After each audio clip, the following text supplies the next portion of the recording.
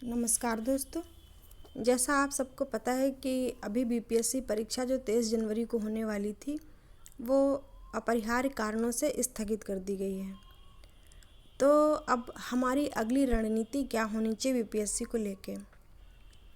तो अभी जो पहले टाइम अभी बचा हुआ है जिसको तैयारी करनी थी वो तो लगभग कर ही चुका होगा, लेकिन फिर भी कुछ लोग अभी भी हैं जिन्होंने तैयारी करने के लिए थोड़ा बहुत तैयार किया होगा, बहुत अच्छे से तैयार नहीं कर पाए होंगे। तो उनके लिए ज़रूरी है कि सबसे पहले अगर आपका बेसिक कॉन्सेप्ट क्लियर है, आपने एनसीईआरटी या कोई भी बेसिक बुक पढ़ रखी है, तो आपको शुरुआत करनी चाहिए बीपीएससी के पुराने पेपर से। पुराने पेपर्स को पढ़ने से ये रहेगा कि हमें एक आइडिया भी लग जाएगा और अभी एग्ज़ाम में कैसा पैटर्न चल रहा है वो भी पता चल जाएगा।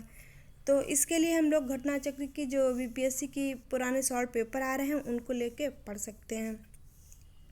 और इसको ख़त्म करने के बाद में अगर आपका कॉन्सेप्ट अच्छे से क्लियर है तो हमें एक बिहार के स्पेशल के लिए भी ज़रूरत पड़ेगा, क्योंकि बिहार स्पेशल का बहुत अच्छा रोल आता है बीपीएससी के एग्ज़ाम में।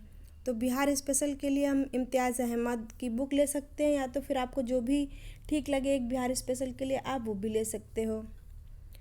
और अगर आपको बेसिक कॉन्सेप्ट में अभी भी कुछ प्रॉब्लम लग रही हो कि हाँ अभी मेरा अच्छे से तैयार नहीं है, तो आप एक काम कर सकते हो, एक लूसेंट की बुक है जो सब्जेक्टिव, उसको पढ़ने के बाद में कम से कम 10 टाइम रिवीजन करने के बाद में आप लूसेंट ऑब्जेक्टिव को लगा लीजिए। तो इससे क्या होगा कि आपका जो कॉन्सेप्ट है वो क्लियर हो जाएगा, क्योंकि अभी हमारे पास बहुत टाइम है। बहुत टाइम क्या, अगर बीपीएससी का एग्ज़ाम टल गया है अभी के लिए तो 1 महीना 1.5 महीना तो मिलेगा ही। तो अगर जिसको थोड़ा सा अपनी तैयारी में कमी महसूस हो रही है वो तैयारी आगे को कर सकता है और उसकी तैयारी को अच्छे से धार मिल सकती है। इसके बाद में हम लोग क्या कर सकते हैं, बीपीएससी के लिए जो भी मॉक टेस्ट सॉल्व कर सकते हैं। अभी जो जिनकी तैयारी है उनके लिए है, ये डिटेल्ड स्ट्रेटजी नहीं है। ये ये उन लोगों के लिए है जो 23 जनवरी के लिए बीपीएससी की तैयारी करके बैठे थे और उन्हें लग रहा था कि अब मॉक टेस्ट सॉल्व कर लेना चाहिए क्योंकि पेपर है 23 जनवरी को, पर पेपर तो भी आगे बढ़ गया है डेट। तो ये उनके लिए है कि जो लोग पहले से प्रिपेयर हैं, जिनका बेसिक कॉन्सेप्ट क्लियर है।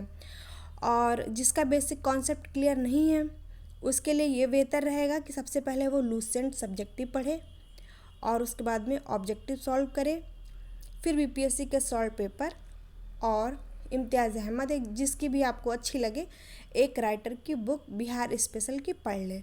और करंट अफेयर तो वैसे ही 1 साल का आता ही आता है, और 1 साल का करंट अफेयर इतना पढ़ लेने से भी कुछ तो क्वेश्चन हम लोग कर ही पाएंगे।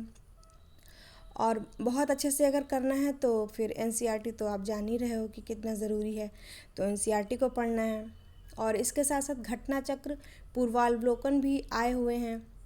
तो बेहतर कॉन्सेप्ट बनाने के लिए ज़रूरी है कि अगर हम लोग 10 टाइम्स कम से कम, अभी ये नहीं कि 1 बार कर लिया 2 बार कर लिया बस हो गया, कम से कम 10 टाइम्स हम लोगों को घटना चक्र भी सॉल्व करना है। हर सब्जेक्ट का जो अलग अलग खंडों में घटना चक्र आती है उसको भी सॉल्व करना है। अगर हम घटना चक्र जितने भी खंड आते हैं उनको अच्छे से सॉल्व कर लेंगे तो हमें बीपीएससी के पेपर में प्रॉब्लम नहीं होगी और हम लोग निकटतम में क्वालिफाई हो सकते हैं प्री। धन्यवाद।